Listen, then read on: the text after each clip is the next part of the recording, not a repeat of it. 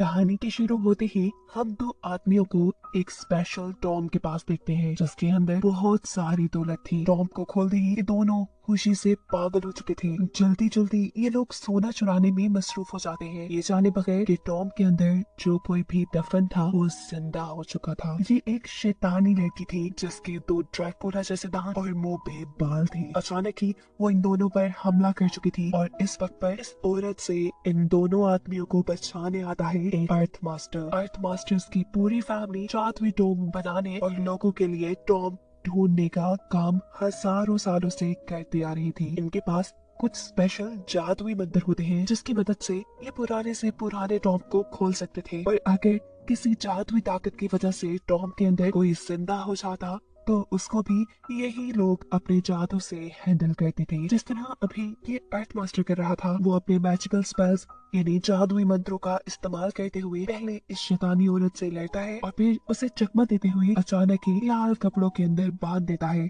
ये शैतानी औरत भी काफी ताकतवर थी, इसीलिए इस आदमी को उसे कैद करने में काफी मुश्किल आ रही थी, पर वो हारता नहीं और अपनी सारी ताकतों का इस्तेमाल करते हुए फाइनली उसे वापस उसके टॉम में बंद कर देता है।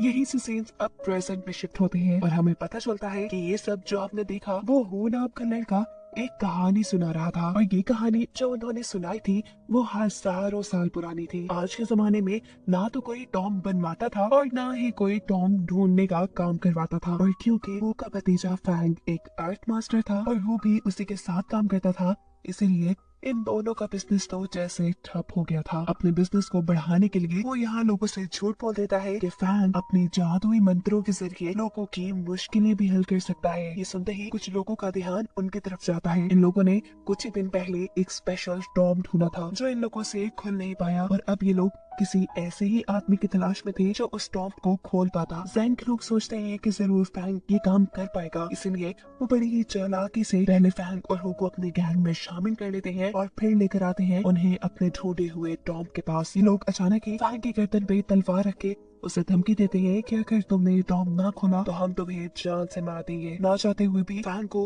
उस टॉम को खोलने के लिए आगे बढ़ना पड़ता है। हालांकि उसे कोई जादुई मंत्र नहीं आते। वो उस टॉम के आगे अपनी गोल्डन कलर की डिवाइस निकालता है जो डिवाइस उन्हें टॉम के अंदर पॉजिटिव या नेगेटिव एनर्जी होने के बारे में बताती थी, यानी शैतानी या अच्छी ताकत के बारे में बताती थी। इस डिवाइस के जरिए फैंग को पता चल जाता है कि ये टॉम कर्स्ड है और अगर इसे खोला गया तो जरूर यहाँ कुछ बुरा हो जाएगा, लेकिन अपनी जान पे खतरा वो ले नहीं सकता था, इसीलिए जैसे तैसे करके वो इस टॉप को खोल देता है। खुलते ही इसके अंदर से बहुत से छोटे छोटे मॉन्स्टर्स निकलते हैं जो लोगों के मुंह पे हमला कर देते हैं। यहाँ अफरा तफरी मच जाती है और मौका पाते ही फैंग को लेकर यहाँ से भाग जाता है। वो उसे कहता है बस और नहीं, हम ये काम नहीं करेंगे। बिला वजह लालच में आकर तुम लोगों को झूठी कहानियां सुनाते हो। वो अब इस चीज से थक चुका था। इस वक्त पर वो उसे टॉम से चुराई कोई पुरानी चीज दिखाता है जिसे खोलने पे इन्हें एक नक्शा मिला था। ये नक्शा एक ऐसी पहाड़ी का था जिसमें अर्थ मास्टर के हेड का टॉम था जिनके पास सबसे ज्यादा जादुई ताकतें और इंफॉर्मेशन थी। इनको अर्थ मास्टर्स का गॉड माना जाता था। इन्होंने अपना सारा नॉलेज अपने जादुई नोट्स में लिख दिया था जो आज तक इनके टॉम में है। माना जाता है कि अगर वो नोट्स किसी को मिल जाए तो वो रातों रात अपनी बड़ी से बड़ी ख्वाहिश पूरी कर सकता है। नक्शे को पहचानते ही ये दोनों तो शौक थे। इससे पहले कि यहाँ कुछ करते एक किन नामी लड़की यहाँ आकर उनका मैप चुरा कर यहाँ से भागने लग जाती है, पर बाहर आने पे उसका सामना हो जाता है जैंग के लोगों से। ये लड़की फैंग और हू पर टॉम के खुलने के बाद से नजर रखे हुए थी सिर्फ इस मैप के लिए, और अब जैंग भी इस लड़की से यही मैप लेना चाह रहा था। जिस वक्त पर ये लड़की से कहती है तुम मुझसे मैप लेने के बजाय मुझे अपने सफर में शामिल कर लो, तुम्हें मेरे साथ साथ फैंग और हू की भी जरूरत पड़ेगी। इस बात का अंदाजा तो जैक को खुद भी था, इसीलिए वो फैंग, हू और इस लड़की को लेकर नक्शे वाली पहाड़ी के सफर पे निकल जाता है। फाइनली ये लोग पहाड़ी तक पहुंच जाते हैं और यहाँ आकर जैंग फैंग से कहता है चलो अब जल्दी से उस टॉम को ढूंढो। लेकिन फैंग को तो लगता था कि उसको कोई जादुई मंत्र नहीं आते और वो किसी जादुई तरीके से टॉम नहीं ढूंढ सकता। तो यहाँ सभी लोगों के फोर्स करने पे जब वो ध्यान से इस सोच में पड़ता है कि आखिर वो टॉम कहाँ हो सकता था, तो हैरान कुन तौर पे उसे खुद ये बात पता चलती है कि उसके पास ऐसी पावर्स है जिनकी मदद से वो जादुई टॉम का पता चला सकता है, क्योंकि अब उसे गॉड के जादुई टॉम का पता चल चुका था। उस टॉम के दरवाजे के पास जाकर फैंग अपने गोल्डन डिवाइस का इस्तेमाल करता है। ये दरवाजा वापस उन पर 24 घंटे के लिए खुला था, और अगर 24 घंटे में वापस ना आते तो ये दरवाजा हमेशा हमेशा के लिए बंद हो जाता। टॉम के अंदर आने पे इन्हें यहाँ छोटे छोटे बच्चों के स्टैचूज नजर आते हैं जो अगले ही पल जिंदा होकर इनके ऊपर हमला करना शुरू कर देते हैं। सभी लोग इनसे लड़ते हैं, कोई गन से तो कोई तलवार से इन स्टैचूज को मारने लग जाता है। लेकिन किन को यहाँ पर पता चल जाता है कि ये सब लोग यहाँ किसी बच्चों के स्टैचू से नहीं लड़ रहे, बल्कि इन्हें हेलुसिनेशन हो रही है, और ऐसे में ये लोग एक दूसरे से ही लड़ रहे थे। लेकिन अब सबसे पहले फैंग को हेलुसिनेशन से बाहर निकालती है और फिर उससे वादा लेती है कि तुम यहाँ पर अर्थ मास्टर के गॉड के जादुई नोट्स ढूंढने में मेरी मदद करोगे। फैंग फिलहाल के लिए हाँ कह देता है, और जैसे ही ये लड़की हु को हेलुसिनेशन से बाहर निकालती है तो वो हु को लेकर बड़ी ही चालाकी से यहाँ से भाग जाता है। ऐसे में किन दोबारा जैंग के लोगों के साथ यहाँ फंस जाती है। मजबूरन उसे जैंग के सभी लोगों को हेलुसिनेशन से बाहर लाना पड़ता है। ये सभी लोग मिलकर अब आगे बढ़ते हैं जहाँ पर इन्हें फैंग और हु भी मिल चुके थे, जिनको यहाँ से भागने का रास्ता ही नहीं मिला था। ये सब लोग मिलकर आगे बढ़ते हैं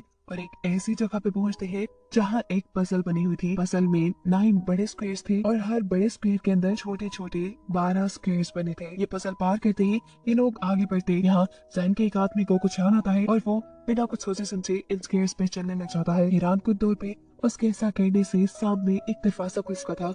ये सभी लोग इस दरवाजे को देखकर खुश थे। उन्हें लग रहा था कि ये खजाने का रास्ता होगा, पर उनकी बदकिस्मती कि वहाँ से एक खतरनाक मॉन्स्टर निकल कर आता है। वो मॉन्स्टर किसी पर अपने बड़े बड़े टेंटिकल से हमला करता है तो किसी को एक ही बार में पूरा कच्चा चबा जाता है। वो कई लोगों को मार चुका था। इस सारी तबाही के चलते फैंग बहुत ज्यादा कंफ्यूज हो चुका था। उसे बचने का सिर्फ एक ही रास्ता नजर आ रहा था कि वो अपनी पावर्स का यूज करते हुए दोबारा इस पजल को सॉल्व करे। फाइनली उसके ऐसा कहते ही यहाँ से बाहर जाने का एक रास्ता खुल जाता है। बचे हुए सभी लोग उस दरवाजे से बाहर निकल जाते हैं, लेकिन अब जैंग परेशान है क्योंकि उसके बहुत से साथी मारे गए हैं। इनके सामने अब एक बहुत बड़ी नहर थी जिसे ये लोग कश्ती में बैठकर पार करने लगते हैं तो कश्ती टूट जाती है। फैंग और हु दोनों ही पानी में गिर जाते हैं और पानी में कुछ जंजीरें उन्हें जकड़ लेती हैं, और इस दौरान इन दोनों की यहाँ पर किन मदद करती है। वो पानी में जाकर इन दोनों के पाँव में जकड़ी हुई चैन्स को काट देती है और इन दोनों को ही ऊपर लेके आती है। इस दौरान हम पानी के अंदर अजीब सी सफेद कपड़ों वाली क्रिएचर को देखते हैं। ये क्रिएचर्स किसी जमाने में इंसान हुआ करते थे और अब होस्ट बन चुके थे, जो पानी में इन इंसानों को स्मेल करते ही इनके सामने आ जाते हैं। ये लोग तो पानी से बाहर निकल चुके थे, इसीलिए वो घोस्ट भी अपने आप को छोटी छोटी बैट्स में बदलकर इनके ऊपर हमला करते हैं। ये बैट्स इतनी ज्यादा थी कि ये सारे मिलकर भी इनका मुकाबला नहीं कर सकते थे, जिससे बचने के लिए ये लोग जल्दी से एक दूसरे रूम में चले जाते हैं। और यहाँ आकर ये सब हैरान होने के साथ साथ खुश भी थे क्योंकि फाइनली ये अब एक ऐसे रूम में आए थे जहाँ बहुत सारा खजाना था, वो भी बिना किसी ट्रैप के। सभी अपने अपने मतलब की चीजें उठाने लग जाते हैं और किन यहाँ किसी दवाई को ढूंढने के चक्कर में लग जाती है। असल में किन निंजा ग्रुप की एक मेंबर थी और पता चला है कि सभी निंजा ग्रुप की आंखें ग्रीन होती हैं। उनकी ग्रीन आंखों की वजह से सभी इंसान उन्हें अपने जैसा नहीं समझते, किसी एलियन की तरह उनके साथ बिहेव करते हैं, और वो इन ग्रीन आंखों का इलाज ढूंढने के लिए ही यहाँ तक आई थी। उसे यहाँ किसी खजाने का लालच नहीं था। हम देखते हैं कि जैसे ही सैंक लोग यहाँ पे ज्यादा सारी चीजें उठाते हैं तभी अचानक उनके पाँव की नीचे की जमीन 2 हिस्सों में बढ़ जाती है और काफी सारे लोग नीचे गिर जाते हैं। ऊपर खड़े हुए लोग भी बच नहीं रहे थे। दिखाया जाता है अचानक दीवारों में से निकलने वाले बहुत से तीर उनके ऊपर हमला कर चुके थे। इन ट्रैप्स की वजह से भी सैंग के काफी लोग मारे गए। इसी वजह से सैंग अब टूट चुका था। यहाँ पर किन,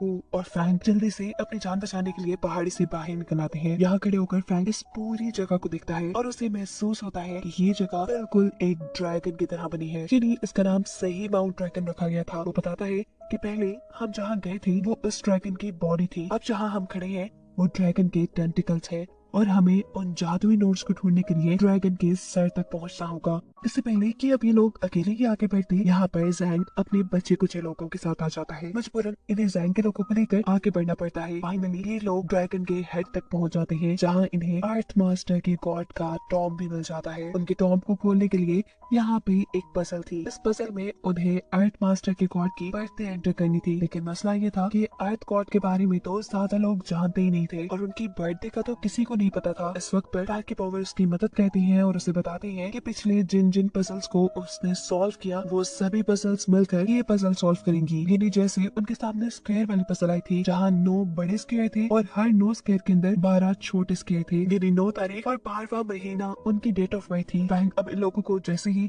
उसकी बर्थडे कैलकुलेट करके बताता है तो ये सभी लोग वहाँ से वो नंबर्स निकालने में लग जाते हैं। वो नंबर्स निकालते ही अब टॉम खुलने लगा था, लेकिन यहाँ पर जैंग का एक साथ ही एक चाल चलता है और अपने बहुत से लोगों को यहाँ टॉम के करीब ट्रैप्स में फंसा देता है। वो इस टॉम के ट्रैप्स को पहले से ही जानता था। यहाँ हमें इस आदमी की सच्चाई पता चलती है कि उसे जादुई नोट्स की हकीकत पहले से ही पता थी। उसने जैंग को इस बारे में इसलिए बताया ताकि जैंग ताकत की लालच में उसे यहाँ तक ले आए। वो खुद उन जादुई नोट्स को हासिल करना चाहता था, क्योंकि कुछ ही दिन पहले उसके बेटे की मौत हो गई थी और अब वो उन जादुई नोट्स के जरिए अपने बेटे को जिंदा करना चाहता था। वो ये भी बात चाहता था कि सारे ट्रैप्स काफी कुर्बानियां देकर पार करने पड़ेंगे, इसीलिए वो जैंग की पूरी टीम को यहाँ लेकर आया और उसने यहाँ किसी आदमी को बचाने की कोशिश नहीं की। यहाँ पर अब वो जैंग से कहता है, मुझे माफ करना, इस जन्म में तो मैं बस अपने बेटे को ही बचाऊंगा, लेकिन ये मेरा वादा है कि अगला जन्म मैं आपका गुलाम बन के रहूंगा। इसके बाद ये लड़का अपने बेटे की लाश लेकर टॉम के ऊपर चढ़ जाता है